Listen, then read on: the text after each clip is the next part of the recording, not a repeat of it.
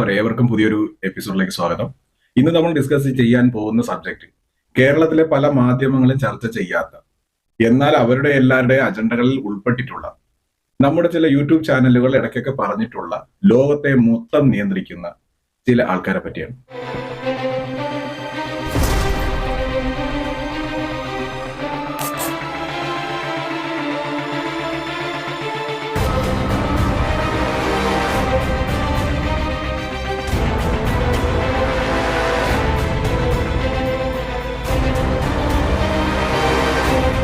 Thumbnail കണ്ടപ്പോൾ തന്നെ നിങ്ങൾക്ക് മനസ്സിലായി കാണും. ഇതിൽ ഞാൻ ഡിസ്കസ് ചെയ്യാൻ പോകുന്നത് ഡീപ് സ്റ്റേറ്റിനെ പറ്റിയാണ്. ഇല്ലൂമിനാറ്റി എന്നൊരു വിഭാഗം ഈ ലോകത്തുണ്ടെന്നും അവർ ഈ ലോകത്തെ മുഴുവൻ കൺട്രോൾ ചെയ്യുകയാണെന്നും അവരാണ് ഈ ലോകത്തിൽ നടക്കുന്ന എല്ലാ പ്രശ്നങ്ങൾക്കും കാരണമാണെന്നും ഒക്കെ പറഞ്ഞിട്ടുള്ള ഒരുപാട് വീഡിയോസ് നിങ്ങൾ കണ്ടിട്ടുണ്ടാവും. ഇല്ലൂമിനാറ്റി എന്നത് സത്യമാണെന്നും മിഥ്യയാണെന്നും ഒക്കെ ഉള്ള ധാരണകൾ എല്ലാവർക്കും ഉണ്ടാവും. എന്നാൽ ഇപ്പോൾ കഴിഞ്ഞ കുറച്ച് നാളുകൾക്കായി ലോകത്ത് പല സ്ഥലങ്ങളിലും സംഭവിക്കുന്ന സംഭവ വികാസങ്ങളെല്ലാം കണക്കിലെടുത്തു ചില രാഷ്ട്രീയ നേതാക്കളുടെ, ചില രാജ്യഭരണത്തിന്റെ തലപ്പത്തിരിക്കുന്ന രാജ്യഭരണാധികാരികളുടെ എല്ലാം വെളിപ്പെടുത്തലിന്റെ അടിസ്ഥാനത്തിൽ ഇല്ലൂമിനാറ്റി എന്നൊരു സംഗതി ഉണ്ടോ ഇല്ലെന്ന് അറിയില്ല, പക്ഷേ ഡീപ് സ്റ്റേറ്റ് എന്നൊരു സംഗതി ഉണ്ട്. അപ്പൊ എന്താണ് ഡീപ് സ്റ്റേറ്റ് എന്ന് എല്ലാവർക്കും സംശയം ഉണ്ടാകും. ചിലരൊക്കെ വിചാരിക്കുന്നുണ്ട്, കുറെ നാളെ കേൾക്കുന്നത് എന്താണ് ഡീപ് സ്റ്റേറ്റ്, എന്താണ് ഡീപ് സ്റ്റേറ്റ്.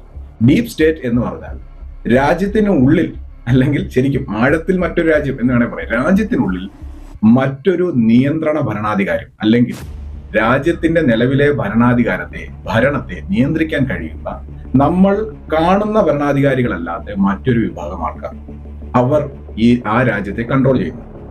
അവർ കൺട്രോൾ ചെയ്തിരുന്നത് പ്രധാനമായിട്ടും അമേരിക്കയാണ്. ആരാണ് അവർ എന്ന് ചോദിച്ചാൽ അതൊരു ലോബി, മാഫിയകൾ, അവരുടെ ഒരു സംഘം. അത് എന്ത് ലോബികളും ആകാം. ഇപ്പോൾ ഉദാഹരണത്തിന് ഫാർമ ലോബി, മരുന്നുകളുടെ ലോബി, മരുന്നുകൾ ഉണ്ടാക്കുന്നത്, വിൽപ്പന നടത്തുന്നത്. അതുപോലെ തന്നെ ആയുധ കച്ചവടം, ബോംബ്, തോക്ക്, റോക്കറ്റ്, മിസൈൽ, സ്വർണ്ണ മാഫിയ, ആഭരണഭ്രമം ജനങ്ങൾക്ക് ഉണ്ടാക്കുക.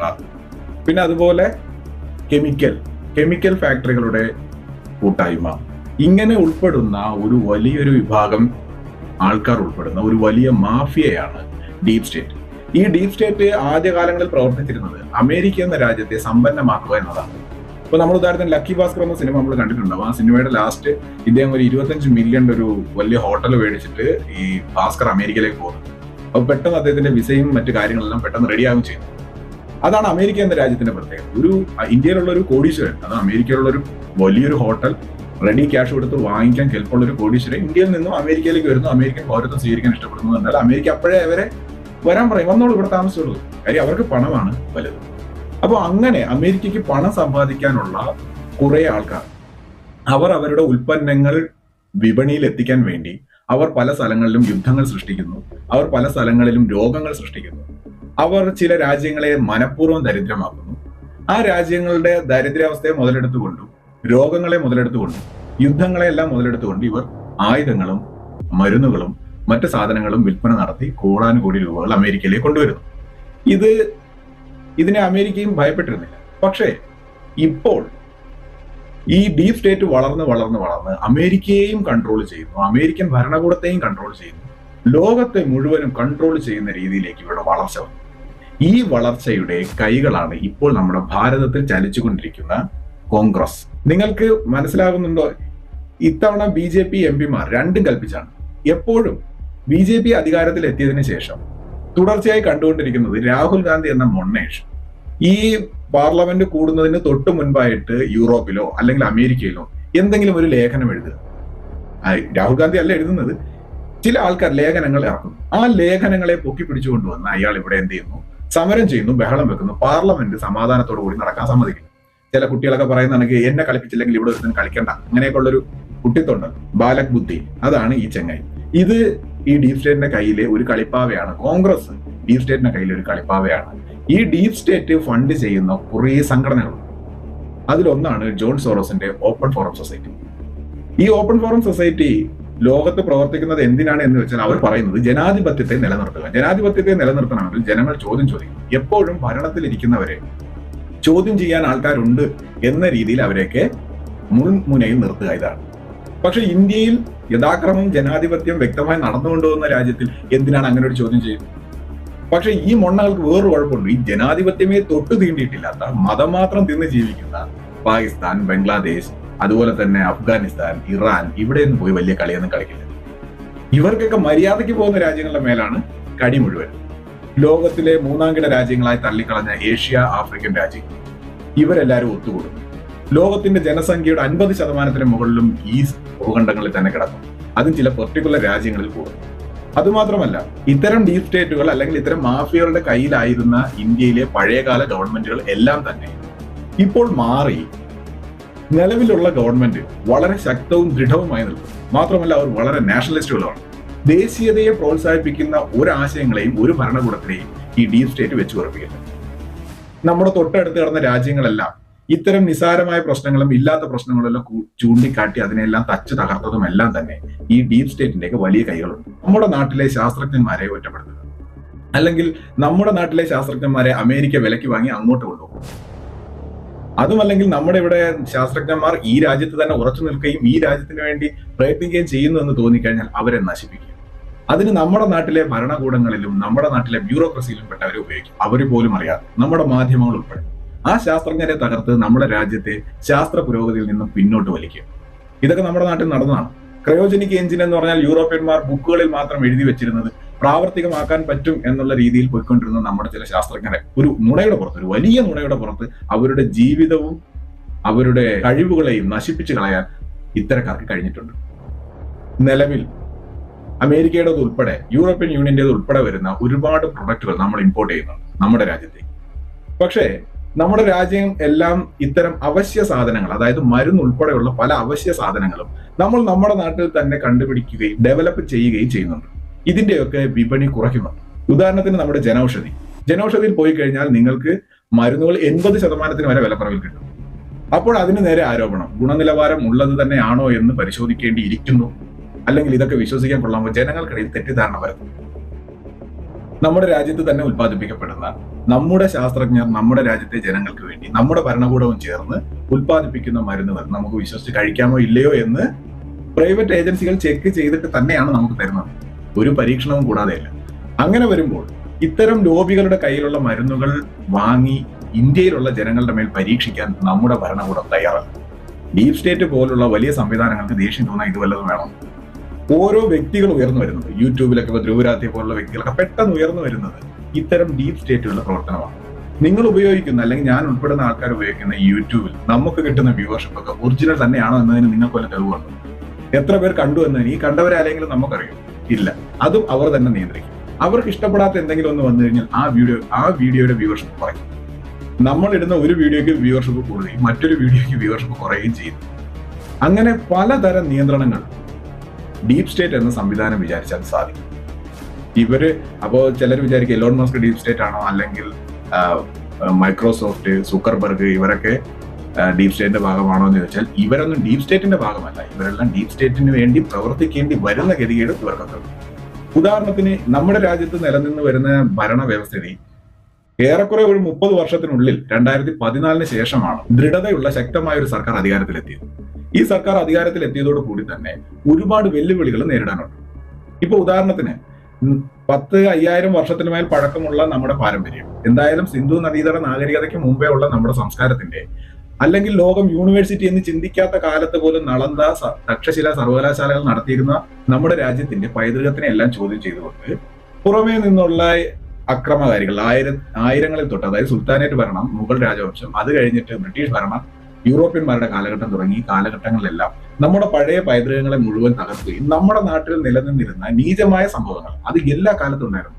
അതിനെ കൂടുതൽ നിങ്ങളിലേക്ക് തന്നെ കുത്തിവെക്കുക, അല്ലെങ്കിൽ നമ്മളിലേക്ക് തന്നെ കുത്തിവെക്കുകയും ചെയ്തുകൊണ്ട് ജാതി വ്യവസ്ഥകൾ, തൊട്ടുകൂടായ്മ, തീണ്ടിക്കൂടായ്മ, ഇത്തരം കാര്യങ്ങളെല്ലാം പരമാവധി ബൂസ്റ്റപ്പ് ചെയ്ത് നമ്മളെ കാണിച്ചു തരികയും നിങ്ങളുടെ കഴിഞ്ഞ കാലഘട്ടം വളരെ മോശമായിരുന്നു എന്ന രീതിയിൽ ഒരു നരേഷൻ നമ്മുടെ ഈ കാലഘട്ടത്തിലുള്ള യുവാക്കളും കുട്ടികളും നമ്മുടെ വരും തലമുറയെല്ലാം പഠിക്കാൻ വേണ്ടി സെറ്റ് ചെയ്ത് വെച്ചിട്ടുണ്ട്. ഇതിന്റെ പിന്നിലുള്ള വലിയൊരു തിയറിയാണ് ഇന്തോ ആര്യൻ തിയറി. ഇങ്ങനെ ആര്യന്മാരെന്ന് പറഞ്ഞ വംശം എവിടെയും ഇല്ല എന്നത് എല്ലാവർക്കും തെളിഞ്ഞിട്ടും ഇന്നും നമ്മുടെ ചില ഇടതുപക്ഷ ജനാധിപത്യ ബുദ്ധിജീവികൾ ഇപ്പോഴും ഈ ആര്യൻ ഇൻവെൻഷൻ തിയറി പൊക്കിക്കൊണ്ട് നടക്കുന്നു. അതൊക്കെ പൊളിഞ്ഞു പോയി എന്നത് ഇവർക്ക് ആർക്കും ഇനി മനസ്സിലാവാത്ത കാര്യം. അപ്പൊ നമ്മുടെ പൈതൃകത്തിനെയും നശിപ്പിച്ചു. എന്നാൽ ഇത്തരം മോശപ്പെട്ട, അതായത് ജാതി വ്യവസ്ഥയും അന്ധവിശ്വാസങ്ങളും നീചമായ മതവിശ്വാസങ്ങളും വെച്ചു പുലർത്തിയിരുന്നതിൽ ഒന്നാം സ്ഥാനത്ത് നിൽക്കുന്ന യൂറോപ്യന്മാരാണ്. ഇവരിപ്പോഴും അന്ധമായി വിശ്വസിക്കുന്ന കുറെ പ്രേത കഥകളും ഭൂത കഥകളും പിശാചിന്റെ കഥകളും ഉണ്ട്. ഇവർ അതിനനുസരിച്ച് ജീവിക്കാൻ ചെയ്യുന്നുണ്ട്. പക്ഷെ ഇവർക്ക് തിരുത്തേണ്ടത് ഇന്ത്യക്കാരെ തിരുത്താൻ വേണ്ടി യൂറോപ്യൻ രാജ്യങ്ങളിൽ നിലനിൽക്കുന്ന ഒരു പാഠ്യവിഷയമുണ്ട്, ഇന്തോളജി. അതിപ്പോഴും പഠിപ്പിക്കുകയാണ്, ഇന്ത്യയെ കുറിച്ച് പഠിക്കുക. അപ്പോൾ ഇതിനെയെല്ലാം നമുക്ക് തിരിച്ചു കൊണ്ടുവരണം. നമ്മുടെ പൈതൃകത്തിൽ മോശമുണ്ടായിരുന്ന കാര്യങ്ങളെല്ലാം ഒഴിവാക്കിയിട്ട് ഇവരൊക്കെ ചിന്തിക്കുന്നതിന് മുൻപ് തന്നെ നമ്മളും നല്ല രീതിയിൽ തന്നെയാണ് ഉണ്ടായിരുന്നത് എന്ന് കാണിക്കുന്ന സാധനങ്ങൾ നമ്മുടെ കുട്ടികൾ പഠിപ്പിക്കണം. ഒപ്പം നമ്മുടെ നശിപ്പിച്ചു കളഞ്ഞ, തച്ചുടയ്ക്കപ്പെട്ട നമ്മുടെ പൂർവികരുടെ സൃഷ്ടികളും നമുക്ക് തിരിച്ചു കിട്ടണം. ഇതോടൊപ്പം തന്നെ ലോകം ഇന്ന് അതിവേഗം വളർന്നുകൊണ്ടിരിക്കും. ബുള്ളറ്റ് ട്രെയിനുകൾ, എയർപോർട്ടുകൾ, റോഡുകൾ, വ്യവസായ സ്ഥാപനങ്ങൾ, IT മേഖലകൾ, അങ്ങനെ അമേരിക്ക, ജപ്പാൻ, ചൈന, യൂറോപ്യൻ രാജ്യങ്ങളെല്ലാം അതിവേഗം വളർന്ന് നമ്മളെക്കാൾ എത്രയോ വർഷം മുന്നിലെത്തിയിരിക്കുന്നു. ഇതിന്റെയൊക്കെ കൂടെ തന്നെ നമ്മൾ ഈ രാജ്യത്തെ അവരുടെ ഒപ്പം എത്തുവാനും പ്രയത്നിക്കണം. അതുകൊണ്ടാണ് ചില ഇടതുപക്ഷ ബുദ്ധിജീവികൾ ഇപ്പോഴും ജപ്പാനിൽ ഇത് കണ്ടുപിടിച്ചു, ചൈനയിൽ അത് കണ്ടുപിടിച്ചു, നമ്മളിപ്പോൾ ലിംഗം തപ്പി നടക്കുകയാണ്, അല്ലെങ്കിൽ ഹിന്ദുക്കളുടെ ക്ഷേത്രങ്ങൾ കുഴിച്ചെടുത്തുകൊണ്ടിരിക്കുകയാണെന്ന് പറയുന്നത്. പക്ഷേ നമ്മൾ യഥാർത്ഥത്തിൽ അത് മാത്രമാണ് ചെയ്യുന്നത്. നമ്മുടെ പൈതൃകങ്ങൾ നമ്മൾ വീണ്ടെടുക്കണം. അതോടൊപ്പം തന്നെ നാഷണൽ ഹൈവേകൾ, ബുള്ളറ്റ് ട്രെയിൻ 2025 2026 ഓടിത്തുടങ്ങും. അപ്പോൾ 2035-37 ആകുമ്പോഴേക്കും 7-8 ബുള്ളറ്റ് ട്രെയിൻ പ്ലാനുകൾ തീർക്കണം. ആ ഒരു സ്പീഡിലാണ് നമ്മൾ പോയിക്കൊണ്ടിരിക്കുന്നത്. നമ്മുടെ നാഷണൽ ഹൈവേ വികസനങ്ങൾ, നമ്മുടെ റെയിൽവേ സ്റ്റേഷനുകളുടെ ആധുനികവൽക്കരണം, അതുപോലെ തന്നെ ശാസ്ത്ര മേഖലയിലുള്ള നമ്മുടെ വിജയം, ഇത്തരം കാര്യങ്ങളിലെല്ലാം നമ്മൾ വളരെയധികം മുന്നോട്ട് പോയിക്കൊണ്ടിരിക്കുന്നു. ഒരുപക്ഷെ 2K കിഡ്സിനെ അറിയണ്ടാവില്ല. അവർ ഏകദേശം ബുദ്ധിയെ കുറയ്ക്കാനായപ്പോഴേക്കും ഇവിടെ നാഷണൽ ഹൈവേ വികസനം നടക്കുന്നു, അതുപോലെ തന്നെ റെയിൽവേ വികസനം നടക്കുന്നു. അങ്ങനെ നാട്ടിൽ മൊത്തം പുരോഗതിയുടെ ഒരു കുതിച്ചുചാട്ടം തന്നെ നമ്മൾ നടത്തിക്കൊണ്ടിരിക്കുന്നു. പക്ഷേ ഈ 2000-ന് മുമ്പുള്ള കുറെ ആൾക്കാരുണ്ട്, ഇവർക്ക് നന്നായിട്ട് അറിയാൻ പറ്റും. കക്കൂസ് പോലും ഇല്ലാതിരുന്ന ഒരു കാലഘട്ടത്തിൽ നിന്ന് നമ്മൾ ഇങ്ങോട്ടേക്ക് എത്തിയത് 1980-കളിലും 90-കളിലും ചൈനയിൽ നടന്ന വികസനമാണ് ഇന്ന് ഇവിടെ ഇരിക്കുന്ന പല കമ്മ്യൂണിസ്റ്റ് ബുദ്ധിജീവികളും പറയുന്ന ഇപ്പോഴത്തെ ചൈനയുടെ വികസനത്തിന് കാരണം. 1980-കളിലും 90-കളിലും ചൈന നടത്തിയിട്ടുള്ള വികസനമാണ് ഇപ്പോൾ ഈ 2024-ൽ നമ്മൾ നടത്തിക്കൊണ്ടിരിക്കുന്നത്. നോക്കൂ എത്ര വർഷം നമ്മൾ പിന്നിലാണെന്ന്. ഇതെല്ലാം മുന്നോട്ട് പോകുമ്പോൾ തന്നെ ഇത്തരം, അതായത് ലോകത്തെ നിയന്ത്രിക്കണം, ആ നിയന്ത്രണത്തിലൂടെ പണം ഉണ്ടാക്കണം എന്ന് ചിന്തിക്കുന്ന ഡീപ് സ്റ്റേറ്റ് പോലുള്ള മാഫിയകൾക്ക് നമ്മുടെ രാജ്യത്തിന് മേലുള്ള പിടുത്തം നഷ്ടപ്പെടുന്നു. ഇതിനു വേണ്ടി ഇവർ ഉപയോഗിക്കുന്ന ആൾക്കാരാണ് നിലവിലെ നമ്മുടെ രാജ്യത്തിന്റെ പ്രതിപക്ഷം. അതിനൊരു ഉദാഹരണം ഞാൻ നിങ്ങളോട് പറയാനുള്ളത്, 2024 ഇലക്ഷന് മുൻപായിട്ട് തന്നെ 10 വർഷമായിട്ടുള്ള തുടർച്ചയായ മോദി ഭരണത്തിൽ രാജ്യം വളരെയധികം വികസനത്തിൽ മുന്നോട്ട് പോയിക്കൊണ്ടിരിക്കുന്നു. ഇവർ വിചാരിച്ച പോലുള്ള വർഗീയ കലാപങ്ങളൊന്നും നാട്ടിൽ നടന്നില്ല. ഇവർ വിചാരിച്ച പല സമരങ്ങളും ഇവർ വിചാരിച്ച പ്രതിഫലത്തിൽ എത്തിയിട്ടില്ല. അങ്ങനെ ഒടുവിൽ വളരെ ഗതികെട്ട് സഹിയിട്ട് ഈ ഡീപ് സ്റ്റേറ്റിന്റെ കയ്യിലുള്ള ചട്ടുകം ജോൺ സോറോസ്, നമ്മുടെ രാഹുൽ ഗാന്ധിയുടെയൊക്കെ അമ്മാവനോ ഇളയപ്പനൊക്കെയാണെന്നൊക്കെ പറയുന്നത്, ഈ ചെങ്ങായി പൊതുവേദിയിൽ തന്നെ പറഞ്ഞു, ഇന്ത്യയിലെ ഇപ്പോഴുള്ള നരേന്ദ്രമോദി സർക്കാരിനെ പരാജയപ്പെടുത്തി രാഹുൽ ഗാന്ധി അധികാരത്തിലെത്തിച്ച് ജനാധിപത്യത്തെ പുനഃസ്ഥാപിക്കാൻ $1 ബില്യൺ ഞാൻ ചിലവഴിക്കാൻ പോവുകയാണ് എന്നുള്ളത്. India is an interesting case. It's a democracy, but its leader Narendra Modi is no Democrat. So George Soros is the same person which has openly pledged that he has put up $1 billion to destabilize the Modi government. എന്നിട്ട് രാഹുൽ ഗാന്ധിയുടെ ഭാരത് ജോഡോ യാത്രയിൽ ഇതേ John സോറോസിന്റെ open forum സൊസൈറ്റിയിലുള്ള അംഗങ്ങൾ പങ്കെടുക്കുകയും ചെയ്തു. അവർ രാഹുൽ ഗാന്ധിയോട് സംസാരിക്കുകയും ചെയ്തു. The non-stop proof that you can see on your screens come in that goes on to establish the Congress Soros link. Though remember, senior Congress leader Jairam Ramesh has denied any such link, but this is the proof that Times Now continues to put out. On one side of your screens, the right side, you can see how Salil Shetty, the vice president of Open Society Foundation, can be spotted with Rahul Gandhi while he marches on as part of the Bharat Jodo Yatra. ഇപ്പോഴൊരു കോൺഗ്രസിന്റെ മുതിർന്ന കോൺഗ്രസ് നേതാവുണ്ട്, വളരെ പരാതി പറയുന്നു, 20 വർഷമായിട്ട് സോണിയാഗാന്ധിയെ കണ്ടിട്ട്, അതുപോലെ തന്നെ രാഹുൽ ഗാന്ധിയോടൊന്ന് സംസാരിച്ചിട്ട് ഒരു തവണ കണ്ടേ സംസാരിച്ചിട്ടുള്ളൂ, പ്രിയങ്ക ഗാന്ധി ഒന്ന് കാണാൻ പോലും കിട്ടുന്നില്ല എന്നൊക്കെ മണിശങ്കർ അയ്യർ. അപ്പോൾ അത്രയ്ക്കും ധാർഷ്ട്യമുള്ള, ഇവരുടെ ആ കോക്കസ് വിട്ട് വെളിയിൽ വരാത്ത ഇവര് രാജകിങ്കരന്മാർ അല്ലെങ്കിൽ രാജഭരണാധികാരികൾ എന്ന ഒരു തലയെടുപ്പോടു കൂടിയും അഹങ്കാരത്തോടു കൂടിയും നടക്കുന്ന ഈ വിഭാഗത്തെ ഡീപ് സ്റ്റേറ്റിനെ കൺട്രോൾ ചെയ്യാൻ വളരെ എളുപ്പമാണ്. ഇവർ ഇത്തരം കാര്യങ്ങൾ മുന്നോട്ടിട്ട് കൊടുക്കും. ഉദാഹരണത്തിന് മുൻപൊരിക്കൽ പ്രശ്നം ഉണ്ടാക്കിയതാണ് പെഗസസ്, അതായത് ഫോണുകളിൽ ഒരു വൈറസിനെ കയറ്റിയിട്ട് ആ ഫോണിൽ നടക്കുന്ന സംഭാഷണങ്ങളൊക്കെ ചോർത്തിയെടുക്കാൻ ഇന്ത്യ ഗവൺമെന്റ് ശ്രമിക്കും. ശരി, എന്നാൽ പെഗസസ് കയറ്റിയിട്ടുള്ള ഫോണുകൾ, നിങ്ങൾ ലിസ്റ്റ് ഔട്ട് ചെയ്തിട്ടുള്ള ഫോണുകളെല്ലാം കൊണ്ടുവരും, ഞങ്ങൾ പരിശോധിക്കട്ടെ എന്ന് പറഞ്ഞപ്പോൾ ഒരാൾ ഫോൺ കൊടുത്തില്ല, രാഹുൽ ഗാന്ധി ഉൾപ്പെടെ ഫോൺ കൊടുത്തില്ല.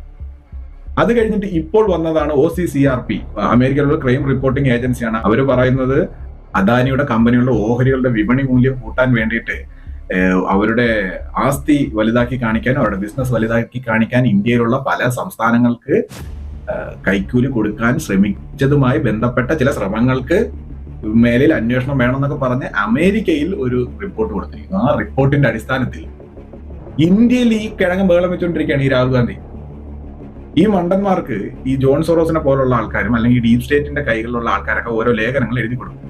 ഈ ലേഖനങ്ങൾ വെച്ചിട്ടാണ് മഹാഭാരതം ഉദ്ധരിക്കാൻ നോക്കും. കുളമാകും. ഈ ചങ്ങായിക്കാണെങ്കിൽ ഒരു മണ്ണും ചേമ്പ് പറഞ്ഞുവിടാം.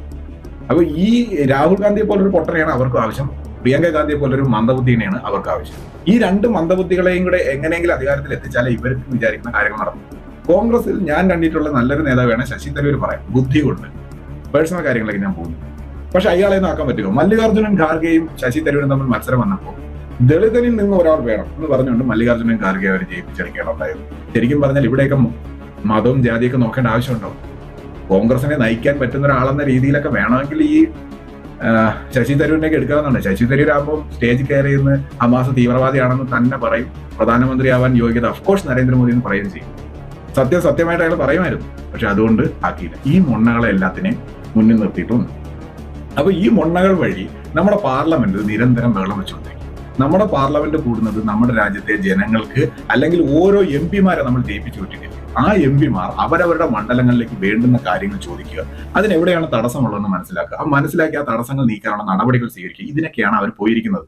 അവിടെ ഈ ഒരൊറ്റ അദാനിയുടെ പേരും പറഞ്ഞുകൊണ്ട് രാഹുൽ ഗാന്ധി എത്ര ദിവസം ബഹളം വെച്ചു. ബഹളം എന്ന് പറഞ്ഞാൽ വേറെ അല്ല, LKG പിള്ളേർ ബഹളം വെക്കുന്ന പോലെ ബഹളം വെക്കുകയാണ്. പക്ഷെ അതിനിടെ ബില്ലുകളൊക്കെ പാസ്സാക്കി എടുക്കുന്നുണ്ട്. നമ്മുടെ എം പിമാർക്ക് വേണ്ടുന്ന ഫണ്ടോ മറ്റു കാര്യങ്ങളോ ചോദിച്ചു വാങ്ങാൻ പറ്റില്ല. ഇതാണ് അവിടെ നടക്കുന്നത്. അപ്പൊ നമ്മുടെ രാജ്യത്തെയും ഇത്തരം ഡീപ് സ്റ്റേറ്റ് എന്ന് പറയുന്ന അല്ലെങ്കിൽ ഈ ഒരു മാഫിയ നിയന്ത്രിക്കാൻ ശ്രമിക്കുന്നതിന്റെ ഫലമാണ് നമ്മുടെ നാട്ടിൽ നടന്നിട്ടുള്ള കാർഷിക സമരം, CAയുടെ മറയിലെ സമരം, ഇനിയിപ്പോ വരാൻ പോകുന്ന വഖഫ് ബോർഡ് സമരം. ഇതെല്ലാം ഇതിന്റെ പുറകിലെ കളികളാണ്. ലോകത്തെ അവർ നിയന്ത്രിക്കണം എന്ന് വിചാരിച്ചാൽ അവർ നിയന്ത്രിക്കും. അവർക്ക് യുദ്ധം വേണ്ടെടുത്തവർ യുദ്ധം സൃഷ്ടിക്കും. ആയുധങ്ങൾ കച്ചവടം ചെയ്യും. രോഗങ്ങൾ വേണ്ട സ്ഥലത്ത് ഒരു രാജ്യത്തെ അല്ലെങ്കിൽ ആഫ്രിക്കൻ രാജ്യങ്ങളെ അല്ലെങ്കിൽ ഇന്ത്യയെ ദാരിദ്ര്യത്തിന്റെ അങ്ങേയറ്റം കിടത്തി വൃത്തിഹീനമായ അന്തരീക്ഷവും വൃത്തിഹീനമായ ഭക്ഷണവും അടിസ്ഥാന സൗകര്യങ്ങളൊന്നും ഇല്ലാതായി കഴിഞ്ഞാൽ രോഗങ്ങൾ വർദ്ധിക്കും. രോഗങ്ങൾ വർദ്ധിക്കുമ്പോൾ ധാരാളം മരുന്ന് നമുക്ക് ഉപയോഗിക്കാം. നമ്മുടെ ഇതിനു മുമ്പ് ഭരിച്ച കോൺഗ്രസ് ഗവൺമെന്റ് ഇതുപോലെ മരുന്ന് ഫാർമ ലോബികളുടെ കയ്യിൽ നിന്നും പല മരുന്നുകളും നമ്മൾ വാങ്ങിച്ചെടുക്കും. ചിലപ്പോൾ യൂറോപ്പിലും അതുപോലെ തന്നെ അമേരിക്കയിലും ഒക്കെ ഉപയോഗിച്ച് അവിടെയൊക്കെ ബാൻ ചെയ്ത മരുന്നുകൾ നമ്മുടെ രാജ്യത്തിലേക്ക് എത്തി. ഇപ്പോഴും പല ബാൻ ചെയ്ത മരുന്നുകൾ നമുക്ക് ഉപയോഗിക്കേണ്ട ഗതികേടിലുണ്ട്. പക്ഷെ അത് ഗവൺമെന്റ് പരിശോധിച്ച് അതുമൂലം ഉണ്ടാകുന്ന സൈഡ് എഫക്ട് മാറ്റാൻ കഴിയുമെന്ന് ഉറപ്പുള്ള മരുന്നുകളെ ഇപ്പോൾ ഇവിടെ ഉപയോഗിക്കുന്നുള്ളൂ. കാരണം 140 കോടി ജനം കിടക്കുന്നിടത്ത് പെട്ടെന്നൊരു മരുന്നിനെ റീപ്ലേസ് ചെയ്യുക എന്ന് പറയുന്നത് വളരെ ശ്രമകരമായ ഒരു കാര്യമാണ്. വളരെ സ്ലോലി ചെയ്യാൻ കഴിയും. ആ പ്രവർത്തനവും നമ്മൾ നടത്തിക്കൊണ്ട് വരുന്നുണ്ട്. നിങ്ങൾ കേട്ടിട്ടില്ലേ ആംനസ്റ്റി ഇന്റർനാഷണൽ? ചില സംഘടനകൾ, ഊത്ത സംഘടനകളുണ്ട്. ഇവരൊക്കെ നമ്മളെ ഇവിടെ കിടന്നിട്ട് ടാക്സ് അടയ്ക്കാതെ നമ്മളുടെ എല്ലാ സുഖ സൗകര്യങ്ങളും ഉപയോഗിച്ചുകൊണ്ട് നമ്മുടെ നെഞ്ചത്ത് തന്നെ കുത്തുകയാണ്. ഇന്ത്യ ശരിയല്ല, ഇന്ത്യയുടെ ജനാധിപത്യം ശരിയല്ല, രാജ്യത്തെ ജനങ്ങൾ പട്ടിണിയാണ്, ദാരിദ്ര്യം പിടിച്ച ജനങ്ങളാണ്, ബുദ്ധിയില്ലാത്ത ജനങ്ങളാണ്, വൃത്തിയില്ലാത്ത അന്തരീക്ഷമാണ്, ഇവരിങ്ങനെ ലോകത്തോട് വിളിച്ചു പറഞ്ഞുകൊണ്ടിരിക്കും. ഇത് കേൾക്കുമ്പോൾ നമ്മുടെ രാജ്യത്തിലെ യുവാക്കൾക്ക് ഒരു ഗിൽറ്റി ഫീലിംഗ് ഉണ്ടോ? നമുക്ക് തന്നെ നമ്മുടെ രാജ്യത്തിന് ഒരു ഇഷ്ടമല്ലാതെ വരും. പണ്ട് തൊട്ട് നിങ്ങൾ പറഞ്ഞിട്ടില്ലേ, ഒരു സർക്കാർ ഓഫീസിൽ ചെന്നാൽ വൃത്തിയില്ലാത്ത അന്തരീക്ഷവും പണിയെടുക്കാത്ത ഉദ്യോഗസ്ഥരും. അപ്പോൾ സർക്കാർ ഓഫീസ് അത് അങ്ങനെ ഉണ്ടല്ലോ, സർക്കാരിന്റെ റോഡ് അല്ലെങ്കിൽ സർക്കാരിന്റെ അരി, സർക്കാരിന്റെ പഞ്ചസാര, ഇതൊക്കെ ഇത്രയും വൃത്തിഹീനമായ കിട്ടുള്ളൂ. ഇത് നിങ്ങൾ തന്നെ എത്രയോ തവണ പറഞ്ഞിട്ടുണ്ട്. ഇതേ സംവിധാനം പറഞ്ഞ് ഈ നാട്ടിലുള്ള എല്ലാ യുവാക്കൾക്കും നമ്മുടെ സ്വന്തം നാട് കൊള്ളത്തില്ല എന്നൊരു തോന്നൽ വരണം. അപ്പോൾ നമ്മളെല്ലാവരും ഈ രാജ്യം വിട്ട് പുറം രാജ്യങ്ങളിലേക്ക്. അപ്പോൾ നമ്മുടെ യുവാക്കൾ ഇവിടെ വളരുകയും ആ യുവാക്കളുടെ ഗുണഫലങ്ങൾ, അവരുടെ ഊർജം, അവരുടെ ആരോഗ്യം, അവരുടെ പ്രവർത്തന ശേഷി എല്ലാം യൂറോപ്യന്മാർ കൊണ്ടുപോകുകയും ചെയ്യും. അതാണ് വെസ്റ്റേൺ ഇൻട്രസ്റ്റ് എന്നുള്ള വാക്ക് ഇടയ്ക്കിടയ്ക്ക് നരേന്ദ്രമോദി ഉപയോഗിക്കുന്നത്. ഇത്രയും ഡീപ്പിലാണ് ഡീപ് സ്റ്റേറ്റ് പ്രവർത്തിക്കുന്നത്. രാജ്യത്ത് നടക്കുന്ന ഓരോ കാര്യങ്ങളിലും അല്ലെങ്കിൽ ഭരണകൂടത്തെ അട്ടിമറിക്കാനുള്ള ഓരോ കാരണങ്ങൾ ഇത്തരത്തിലുള്ള ആഴത്തിലുള്ള അർത്ഥങ്ങളുണ്ട്. ഇത് മനസ്സിലാക്കാതെ നമ്മൾ പലപ്പോഴും പ്രവർത്തിക്കും. ഒരു ആൾക്കൂട്ടത്തിന് മുന്നിലോ അല്ലെങ്കിൽ ഒരു ആൾക്കൂട്ടത്തിനൊപ്പമോ നമ്മൾ എന്താണ് സംഭവിക്കുന്നതെന്ന് പോലും അറിയാതെയുള്ള എടുത്തുചാട്ടങ്ങൾ ഉണ്ടാകും. പക്ഷെ ഭാരതം ഇപ്പോൾ അതിനൊന്നും തയ്യാറല്ല. നമ്മളുടെ ഒരു വലിയ വിഭാഗം ജനങ്ങളെങ്കിലും അത്യാവശ്യം തലയിൽ വിവരം വെച്ചിട്ടുണ്ട്. ഇനിയും ഇതുപോലുള്ള ഡീപ് സ്റ്റേറ്റിന്റെ കൈകളിലിരിക്കുന്ന കോൺഗ്രസിനെ പോലെ അല്ലെങ്കിൽ ഇന്ത്യ മുന്നണിയെ പോലുള്ള ചട്ടുകങ്ങൾ ഇതിനെ മറിച്ചിടാനുള്ള പല ശ്രമങ്ങളും നടത്തിക്കൊണ്ടേയിരിക്കും. ഇതിനെല്ലാത്തിനും പിന്നിൽ ഇത്തരത്തിൽ നമ്മുടെ രാജ്യത്തെ ഇഷ്ടമല്ലാത്തവരുടെ കൈകളാണ്. അതുകൊണ്ടാണ് രാഹുൽ ഗാന്ധി എപ്പോൾ സംസാരിക്കുമ്പോഴും നമ്മുടെ രാജ്യത്തിനെതിരെ സംസാരിച്ചു പോകുന്നത്. അതുകൊണ്ടാണ് പ്രിയങ്ക ഗാന്ധി സ്വന്തം ഉള്ളിൽ നിന്നും പറയാതെ കണ്ടവൻ എഴുതി കൊടുത്തത് വായിച്ചത് കൊണ്ടാണ് ഹിമാചൽ പ്രദേശിലെ ഭരണം ശരിയല്ല എന്ന് പറയേണ്ടി വന്നത്. ഹിമാചൽ പ്രദേശിൽ കോൺഗ്രസ് ആണ് ഭരിക്കുന്നതെന്ന് BJP-കാർ പറഞ്ഞു കൊടുത്തപ്പോഴാണ് മനസ്സിലായത്. ഇതുപോലെ നമ്മുടെ പാർലമെന്റ് ബഹളം ഉണ്ടാക്കാനായിട്ട് ഇത്തരക്കാർ എഴുതി കൊടുക്കുന്നത്, ഉള്ളിൽ നിന്ന് വരുന്നതല്ല, ഇതൊക്കെ എഴുതി കൊടുക്കുന്നത്. ഈ എഴുതി കൊടുക്കുമ്പോഴാണ് ഇവ എടുത്തു വെച്ച് വായിക്കുന്നത് 6 or 7 വയസ്സുള്ള യുവാവ് അല്ലെങ്കിൽ രാവിലെ എഴുന്നേറ്റിട്ട് താപം ഉണ്ടാക്കാൻ, ദേഹത്ത് ചൂടുണ്ടാക്കാൻ ഇറങ്ങുന്നതാണ് തപസ് ചെയ്യുക എന്ന് പറയുന്നത്. ഇത്തരം ബ്ലണ്ടറുകളൊക്കെ ഏതൊക്കെയോ മൊണ്ണകൾ നമ്മുടെ പഴയകാല പുരാതന ഗ്രന്ഥങ്ങൾ അടിച്ചു മാറ്റി കൊണ്ടുപോയി വെച്ചിട്ട് അറിയാവുന്ന സംസ്കൃതം വെച്ച് വായിച്ചെടുക്കുമ്പോൾ വരുന്ന തെറ്റുകളാണ്. ഇവൻ ഈ മൊണ്ണയ്ക്ക് പറഞ്ഞു കൊടുക്കും. നമ്മുടെ രാജ്യത്ത് പ്രതിപക്ഷമായാലും ശരി, ഭരണപക്ഷമായാലും ശരി, ഭരണചക്രം നന്നായിട്ട് തിരിച്ചു മുന്നോട്ട് കൊണ്ടുപോകുക എന്നതാണ് നിങ്ങളുടെ ഡ്യൂട്ടി. അല്ലാതെ പാർലമെന്റിൽ കിടന്ന് ബഹളം വെക്കുകയല്ല. അതും ഇത്തരം ഡീപ് സ്റ്റേറ്റുകളുടെ ചട്ടുകമായി സൂക്ഷിക്കുക. അവർ നമ്മളുടെ അടുത്ത് തന്നെ ഉണ്ട്. ഒരു വലിയ ലോബി നമ്മുടെ രാജ്യത്തിനെ കഴുകനെ പോലെ കൊത്തിക്കീറാൻ വട്ടമിട്ട് പറക്കുന്നുണ്ട്. അതിനെതിരെ നമ്മുടെ MP-മാർ തന്നെ പാർലമെന്റിൽ പ്രതികരിച്ച് തുടങ്ങിയിട്ടുണ്ട്. ഡീപ് സ്റ്റേറ്റിനെ നിലയ്ക്ക് നിർത്താൻ പറ്റുന്ന ഒരു ഭരണാധികാരി അമേരിക്കയിൽ ഈ വരുന്ന ജനുവരി 20 അധികാരമേൽക്കുകയും ചെയ്യും. എന്തായാലും ഡീപ് സ്റ്റേറ്റിനെ പോലും വെല്ലുവിളിക്കാൻ കെൽപ്പുള്ളവരാണ് നമ്മുടെ രാജ്യം ഭരിക്കുന്നത് എന്നത് മാത്രമാണ് ഏക സമാധാനം. Thank you.